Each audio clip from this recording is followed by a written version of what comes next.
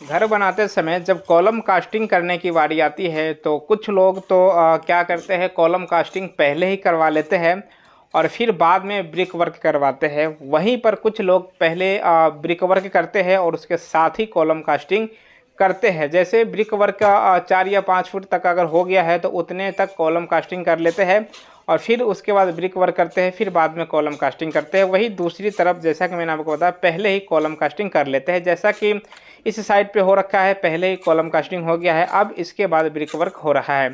तो आखिरकार पहले जो कॉलम कास्टिंग है वे करने के क्या फ़ायदे और नुकसान हैं, किस जगह पे हमारे को पहले कॉलम कास्टिंग करना चाहिए और कहाँ पर बाद में कॉलम कास्टिंग करना चाहिए, अगर हम पहले कॉलम कास्टिंग करते हैं तो क्या क्या दिक्कत आ सकती है, क्या क्या परेशानी हो सकती है, या हम बाद में कॉलम कास्टिंग करते हैं तो क्या दिक्कत हो सकता है, या अगर हम पहले कॉलम कास्टिंग करते हैं तो क्या क्या किन किन बातों का हमारे को ध्यान रखना है, ये सभी चीज़ें आज की वीडियो में हम देखने वाले हैं। तो उम्मीद करता हूँ अगर आप घर बना रहे हैं या बनाने वाले हैं तो आज की वीडियो आपके लिए फ़ायदेमंद होगा। तो फ्रेंड्स, पूरी जानकारी के लिए वीडियो में मेरे साथ अंत तक जरूर बने रहिएगा। तो चलिए सबसे पहले बात कर लेते हैं, अगर हम पहले कॉलम कास्टिंग करते हैं तो क्या क्या दिक्कत हो सकता है। जैसा कि आप इस वीडियो में देख रहे हैं, ये इस साइड पे अभी पहले कॉलम कास्टिंग का काम जो है वे चल रहा है। तो इसमें जो दिक्कत आता है वो ये आता है, क्योंकि हमारे को जो कॉलम कास्टिंग करना होता है कंटिन्यू एक बार में ही करना होता है, चाहे हमारी जो हाइट है वह 9 फीट हो, 10 फीट हो और या चाहे उससे ज़्यादा हो, लेकिन उस उतने बड़ा हमारे पास जो फर्मा है वे अवेलेबल होना चाहिए। आमतौर पर ज़्यादातर केस में जो कॉलम कास्टिंग की जाती है अमूमन 10 फीट तक, 10 फीट की हाइट तक की जाती है, जैसे कि इस साइड पर भी किया जा रहा है। अब इसमें दिक्कत क्या आता है, जब इस फर्मे को हम सेट करते हैं उस समय अगर अनुभवी मिस्त्री नहीं हो या इस फर्मे को लगाने वाले जो कारीगर है वे अनुभवी नहीं हो तो इसको कसने समय, इसको सेट करते समय काफ़ी दिक्कत आती है। और इसमें सपोर्ट अगर प्रॉपर तरीके से ना लगा हो तो ये इधर उधर भाग सकता है और कॉलम हमारी जो है वे आउट हो सकता है। तो इन चीज़ों का खास ख्याल रखना है, जो भी कॉलम कास्टिंग हो रही है उसमें सपोर्ट प्रॉपर तरीके से लगा हो। और थोड़े थोड़े टाइम पे जैसे हम इसको भर रहे हैं तो ये भी हमारे को चेक करना है कि कॉलम हमारे से कहीं से मतलब इधर उधर भाग तो नहीं रहा है, साइड तो नहीं हो रहा है। अगर ऐसा हो रहा है तो सपोर्ट प्रॉपर तरीके से हमारे को लगाना है। अब अगर बात करें हमारे को कॉलम कास्टिंग पहले करना ही क्यों पड़ता है, हम क्यों करें कॉलम कास्टिंग पहले, तो अगर मान लो आप जहाँ पे घर बना रहे हैं, आपको ज़्यादा स्टोरी का घर मतलब ज़्यादा मंजिला घर बनाना है और आपके पास टाइम कम है, तो आप पहले कॉलम कास्टिंग करवाएं। ऐसा करने से आप कॉलम कास्टिंग करके स्लैब कास्टिंग कर सकते हैं और बाद में फिर ब्रिक वर्क उसके साथ साथ ही चल सकता है या उसके बाद में भी हो सकता है। ऐसा करने से आपका जो काम है वो फास्ट हो जाएगा।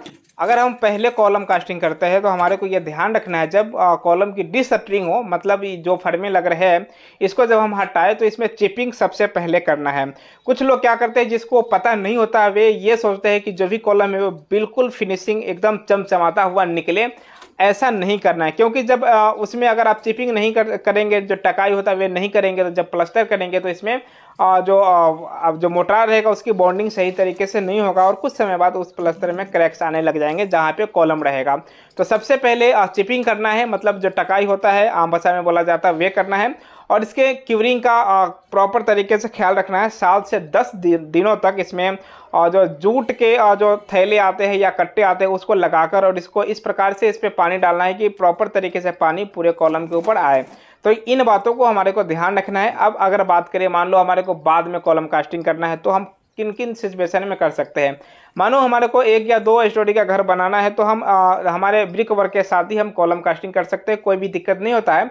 लेकिन ऐसा करने से क्या होता है, जब हम कॉलम कास्टिंग करते हैं तो जब बॉन्डिंग होता है हमारे दीवार का और कॉलम का, वे आपस में अच्छे मजबूत तो हो जाते हैं। लेकिन फ्यूचर में कभी मान लो अगर आपके कॉलम सेटलमेंट होता है या दीवार सेटलमेंट होता है तो क्योंकि ये बॉन्डिंग बना के रखता है तो आपके जो भी प्लास्टर वगैरह जो हो रखा है वे सभी चीज़ें में क्रैक्स आ सकता है। तो ये इसका एक ड्रॉबैक है। तो आप चाहे तो पहले कॉलम कास्टिंग करवा सकते हैं, ब्रिक वर्क के बाद भी हम कॉलम कास्टिंग कर सकते हैं, किसी प्रकार की दिक्कत नहीं होता है। और हम 2 पार्ट में जो हमारी कॉलम है उसकी कास्टिंग करते हैं। तो लगभग 5 फीट के जो हमारे कॉलम कास्टिंग वे करना होता है, तो इतने मतलब इतने जगह में कॉलम कास्टिंग करना आसान होता है। इसमें फर्मे लगाना या जो भी हम इसमें मटेरियल यूज करते हैं फर्मा जो कॉलम कास्टिंग करने के लिए, उसको लगाना आसान होता है। दूसरा, पहले अगर हम कॉलम कास्टिंग करते हैं तो उसमें एक दिक्कत ये भी होता है कि जितने दूर पे हमारा कॉलम है, मान लो 10 फीट पे हमारी, अगर 10 फीट के डिस्टेंस पे अगर हमारा कॉलम है या 12 फीट के डिस्टेंस पे है, तो हम उसके उतने जगह में ही ब्रिक वर्क कर सकते हैं, यानी कि पूरे पार्ट को नहीं कर सकते। मान लो हमारे प्लॉट की लेंथ है 60 फीट या 50 फीट, तो पूरे टोटल एक बार में हम एक लाइन में ब्रिक वर्क नहीं कर सकते हैं, ये इसका ड्रॉबैक है।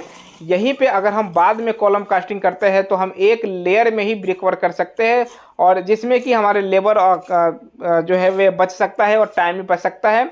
लेकिन पहले अगर हम कॉलम कास्टिंग कर लेते तो ये चीज़ें हम नहीं कर सकते हैं, पार्ट पार्ट में हमारे को ब्रिक वर्क करना पड़ेगा। तो दोस्तों ये कुछ इसके कमी और कुछ अच्छाइयाँ और कुछ बुराइयाँ हैं पहले कॉलम कास्टिंग करने के और बाद में कॉलम कास्टिंग करने के। छोटी सी जानकारी थी, मुझे लगा आपके साथ शेयर करना चाहिए। मुझे लगता है जो मैं आपको बताने की कोशिश कर रहा था वे मैं आपको बता चुका हूँ। फिर भी आपको कोई सवाल या सुझाव हो तो आप मुझे कमेंट कर सकते हैं, मैं कोशिश करूँगा आपके जो भी क्वेरीज होगा उस पर अगला वीडियो बनाने की। फिलहाल साथियों मैं आपसे मिलूंगा किसी और वीडियो में जो कि ऐसे ही घर मकान से रिलेटेड होगा।